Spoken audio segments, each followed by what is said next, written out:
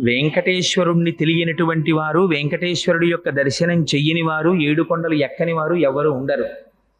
తెలుగువారి ఇలవేలుపువై అంటారు మహానుభావులు.